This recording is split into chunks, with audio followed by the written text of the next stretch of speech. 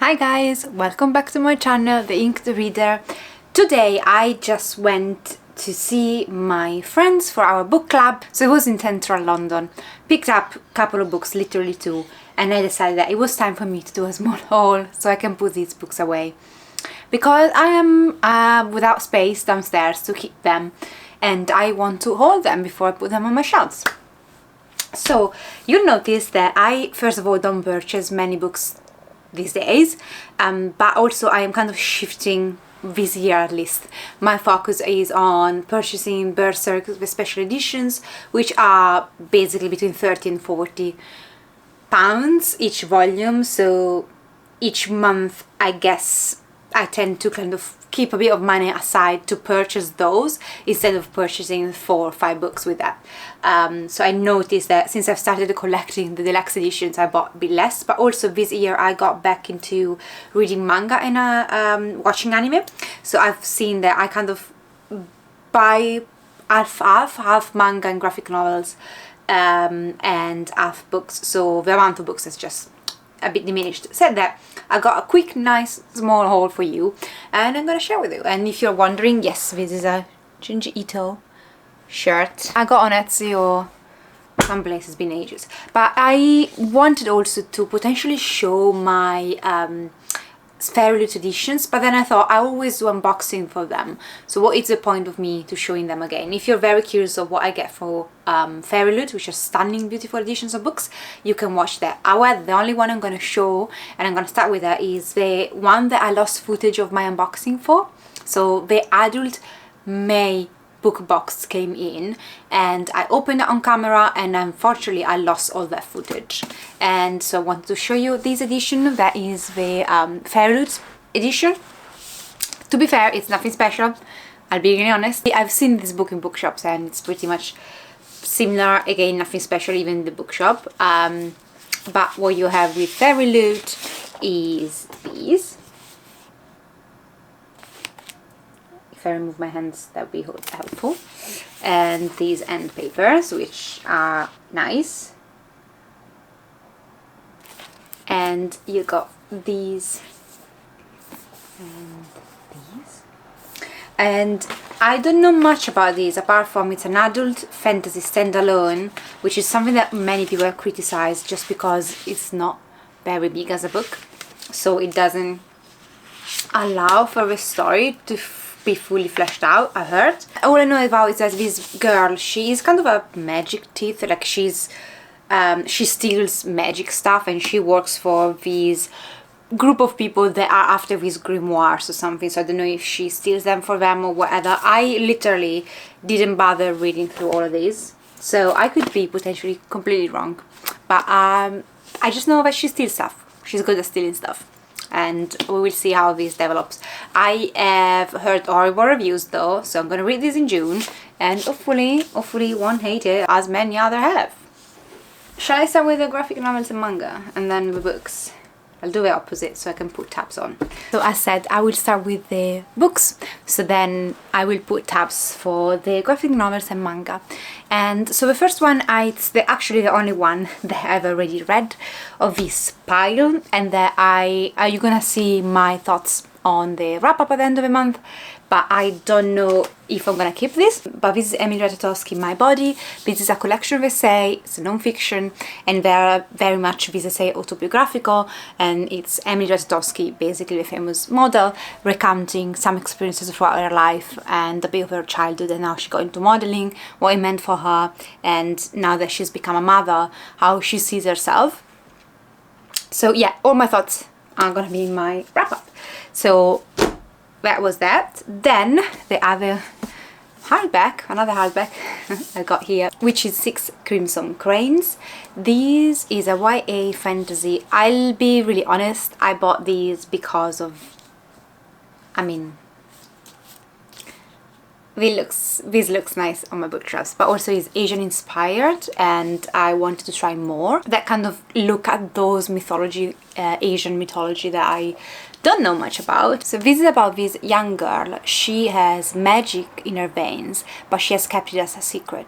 And when she's about to be married off a guy that she doesn't want to marry, she causes, her magic seeps through and she causes a big deal. She causes some damage, I don't know exactly what. This is useful in a sense because the marriage is put on standby, but on the other side, her stepmother, who also has magic of her own, notices that this girl has powers and decides to keep her silent by transforming her brothers in cranes. And so we go on this adventure, on this journey of our main protagonist trying to save her brothers and the throne at the same time, while being helped by this boy who she didn't want to marry to begin with.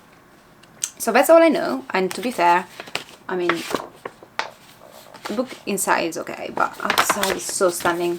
I'm so sad that I wasn't subscribed to Fairy Loot when this came out, because I know that their edition is stunning. But anyway, that's a cover still worth displaying. And then I've got No Longer Human. This is one of the 2 books I just picked up today, fresh, very fresh. This is adapted by Junji Ito in a manga, and I've read that manga and really enjoyed. It's one of the Junji Ito so far that I love the ending of. So I decided to pick up the book, and this is the story of this man who is basically lacks empathy. He struggles to understand humans, and because he's aware of this thing, because he's aware of how much an outcast he would be, he decides to become a clown. He decides to try and be loved by everybody, but at the same time he struggles to connect with humans, understand humans to begin with. And I heard that this is very well written, and because I've loved the manga so much, and it's been a few months, I want to revisit this story but in a book format. And then I got Blood Feeder. This is the sequel to Dark Fever, urban fantasy, adult fantasy that I just read the first book in, well, May. We're still in May now, and I wanted to continue on.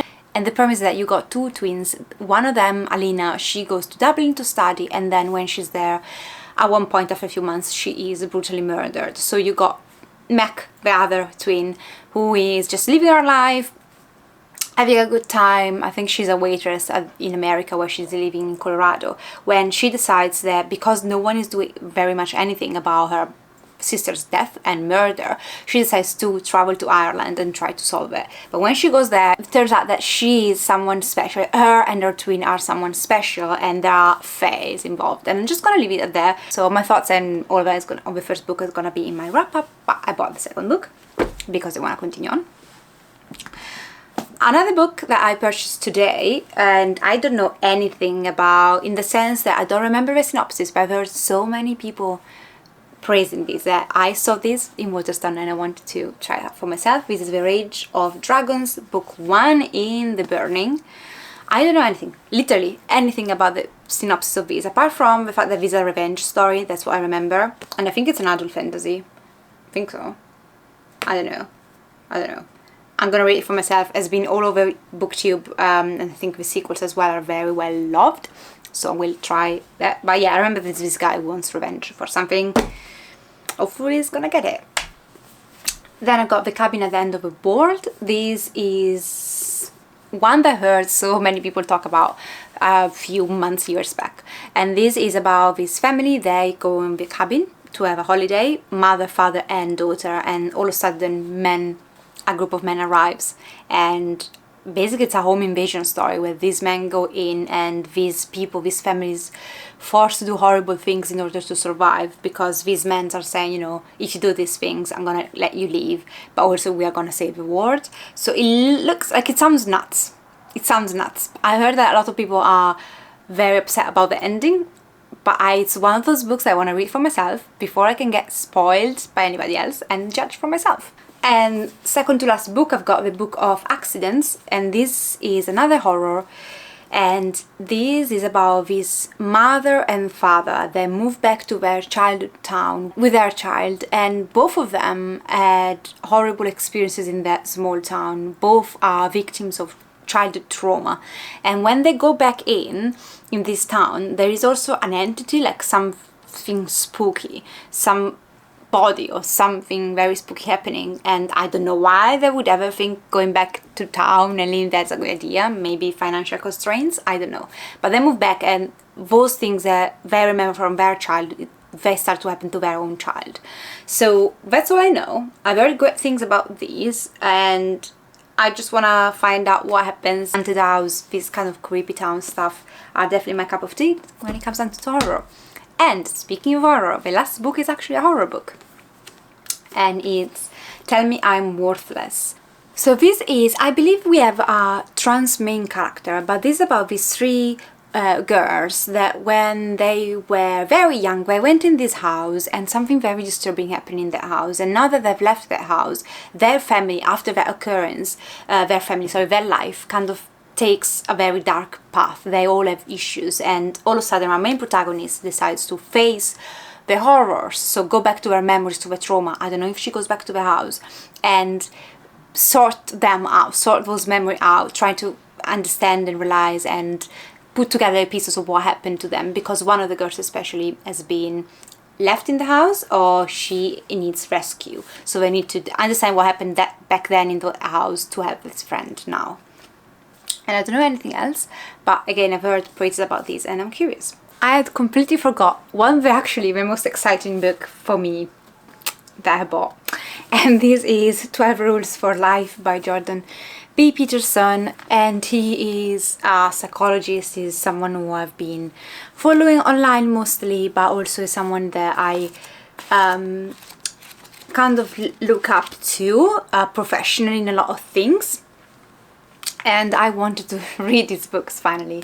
This is, I think I'm gonna probably do a whole video once I think I can well structure that video of books about psychology that I particularly loved. As someone who's interested in psychology, as I chose to make that my career basically, I of course read and looked and researched a lot of books to read, not for school necessarily. I've read some for school when I was in uni, but these are just things that I pick up from myself. But I want to make a video about books about mental health and psychology that I would recommend and that I really cherished and loved. So I wanted to give this a read and see if that can belong in that video that I am starting to think to put together. So let's go into the manga and graphic novels. So first of all, I purchased, and I'm going to show you just one of them because it's the newest one that arrived. I purchased 3 volumes of these since last time I've made a book haul, anime haul. So yes, I've purchased Berserk volume 6, I think 10 so far of these deluxe editions are out, so I'm trying to open it up, and it should be 14 in total, I believe. So yeah, I'm not even halfway through, but they're very expensive, as I mentioned, and so I'm gonna purchase, I tend to purchase one a month. Also, I've noticed that if I start to becoming too obsessed, then everything else is taken over by Berserk, so I'm trying to read also other stuff because Berserk is very addictive.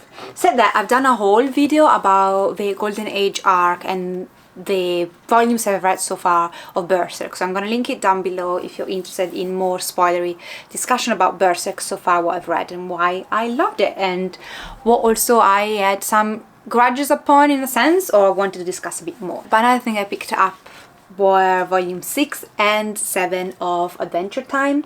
Adventure Time is something that I've digested only in this format. I've never watched the cartoon and not particularly interested in watching the anime. Is it anime? Cartoon? Whatever you want to call it. But Adventure Time is my to-go graphic novel when I want to have a good time. These and another couple are absolutely beloved graphic novels series of mine. It's just a good time. It's just a good time and I laugh so much. And then I have these. I think this is I consider these manga, but could be interpreted as a graphic novel as well. This is a collection of 3 short stories by the author Nimura, and I think they all focus on taboos, and they evolve around this mythology around taboo, and they answer questions such as who set the rules in the first place and why do we have to follow these rules. And I think it's around legends or like mythology then sparked certain behaviors because of these things. So I think they are meant to explain what was taboos or why those beliefs came into place. Really looking forward to reading these. Then I've got a continuation of a manga series that I'd already started a couple years back. And I came across these when I was doing the challenge of reading the 10 most bizarre manga ever written, and this is The Flowers of Evil. This is the volume number 3. I'm going to show you some of the art that's not spoilery. This is fucked up, guys. This is a fucked up story. I don't even know exactly how to describe it, but I will try. This is the story of this boy who basically comes to terms with the fact that he's a pervert. But also, I don't know, I don't want to spoil anything. But it sounds way more horrible than it actually was. But at the same time, I don't want to downplay the fact that this was disturbing. Because he, basically in the first volume, he's obsessed with this girl in his classroom. And he ends up taking something of hers. And he's seen stealing this thing, but basically the tomboy in the class, a girl that no one likes, and she's just very mean, and she's not very likable, and she starts threatening him. He's fucked up. I can't come up with any other more fitting term for these. It's fucked up enough that I honestly want to see where this is going. And then I picked up I Want to Eat Your Pancreas. This is a contemporary manga, if you want, and it's the story of this boy who finds the diary of this girl, and she is dying of a pancreas disease. And so I think it's how they interact with each other, how they form this friendship, and you know, her dealing with imminent death. And I've heard amazing things about these. Now, contemporary manga is not a genre that as of now would categorize as my genre of manga, but between the things I heard and finding these on a Waterstone shelf staring at me in its perfection, I wanted to give it a try. I opened it up, I really like the art, and it sounds very touching story, and I think it's a standalone if I'm not mistaken, because it's a complete manga collection. So I'm gonna check that out. Sorry, as you can see, I'm sitting on the floor and hating every second of these because my feet are killing me. Then I cave in, okay? And I had to buy Spy Family. I found the first volume in one trip shopping mall, and I found that and was like, listen, everybody's speaking about this. I think there is also an anime adaptation now. Everybody loves this. I don't think I've heard anybody giving like even a meh review of this. It's about this guy. He is a spy, and he's got a new mission now where he has to infiltrate a high school, and in doing so his bosses tell him that he has to have a pretended family. And what he doesn't know that is that his pretended wife is an assassin, and his pretended daughter, she's a telepath. So yeah, sounds like fun. I'm gonna show you some of the art. Hopefully I'm not spoiling anything. And I heard it's lovely, it's funny, and it's action-packed. And then I picked up this Chainsaw Man. I've just been on this binge of manga anime, and I came across this fairly recently started series, and I think there is an anime adaptation is coming out, and I wanted to try the manga first, so I don't want to do what I've done with Attack on Titan where I watched the anime and now I'm debating if I want to purchase the anime, the manga. Let me know, is the manga still worth it, or it's like the anime so much better that it's not worth it? I don't know. I'm conflicted because I do want anything else to do with Attack on Titan, like everything. I love Attack on Titan. Anyway, tangent aside, the only thing I know is that it says from the back that this is about this very simple, clearly very simple man who is in a lot of debt, and he has the devil inside him, and so he decides to use his special powers to kill people and get money from it so he can recover from his debts. And all I know is that, let me see the art, I did like the style when I opened it up. So a few moments later. Sorry guys, finishing this from my phone because my camera gave up on me very, very subtly, and that was a dick move, camera. I need to purchase more batteries. Anyway, I don't know what I was saying, but I have decided to pick this up. I'm looking forward to reading these though. And that's it guys for today. Sorry about the quality taking a plunge now because again I'm filming from my phone. That was all I wanted to show you for this quick haul. I hope you have a lovely day. Let me know what you picked up recently, anything I need to add to my Amazon cart, and I'll see you next time. Have a lovely day. Take care of yourself. Ciao!